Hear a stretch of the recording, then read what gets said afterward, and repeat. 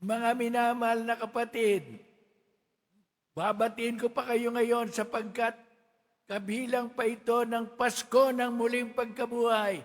Maligayang Pasko sa inyo ng muling pagkabuhay.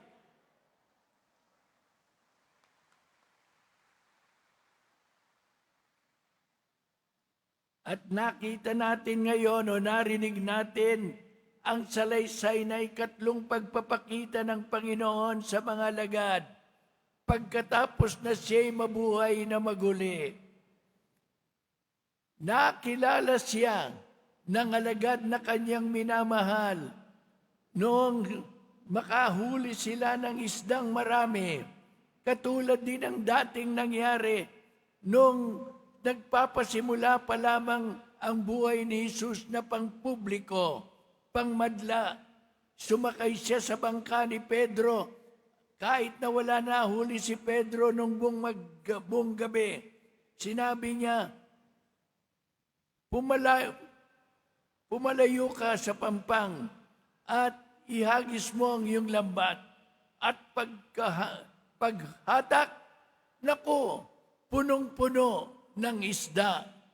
Ganon din, itong araw na ito, ang Panginoon hindi man nila nakikilala pa.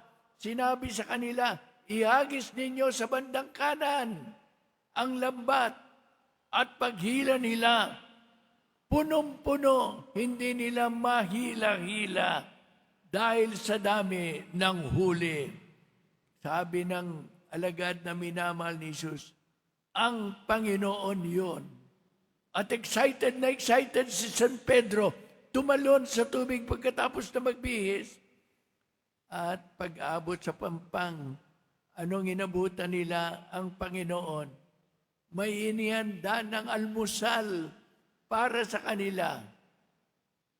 Isang isda at mga tinapay at nangingipan ng isda para sa ganon ihawin din at kainin ng lahat. At sinabi, narinig ninyo, hindi sila nangahas magtanong kung sino siya sapagkat kilala nilang siya ang Panginoon. At nakipag-breakfast sila sa Kanya, nakipag-almusal sila sa Kanya. Sasabihin siguro ninyo mga kapatid, ang swerte naman na kasama nila si Jesus sa pag-aalmusal, sa pagkain.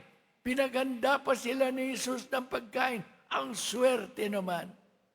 Huwag kayong maiinggit sapagkat ganun din tayo. Maswerte tayo. Tayo rin sabihin natin sa misa, pag nakita ninyong pare, huwag ninyong titingnan ang kanyang itsura. Tandaan ninyo, siyang kinatawa ng Panginoon. Kanya sabihin din ninyo, kahit ang mukha ko'y mukha ni Bishop Bacani o misa ni Cardinal Advincula Marael o ang ating parish priest dito, pag nakita ninyo, huwag silang isipin ninyo, ang Panginoon yon na ikinakatawan nila. Sabihin ninyo, ang Panginoon ay naririto. Kasama natin sa pamagitan ng kanyang pari.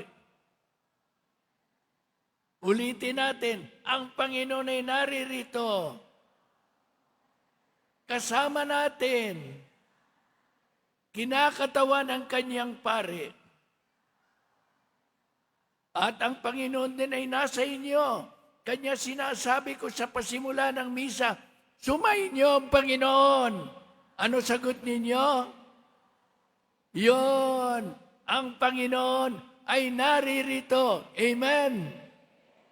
At eto pa, naghahanda siya sa atin, hindi ng breakfast, kundi ang kanyang huling hapunan. At ang inihanda sa atin, hindi tinapay at isda, ang inihanda para sa atin, ang tunay niyang katawan at dugo. Amen. Yan, ang ipinakakain sa atin ni Kristo, hindi tinapay at isda, kundi ang kanyang katawan at dugo. Amen. Kanya sabihin natin, salamat Panginoon. salamat sa inihanda mong pagkain sa amin. Tinatanggap ka namin ng buong pagmamahal. Amen.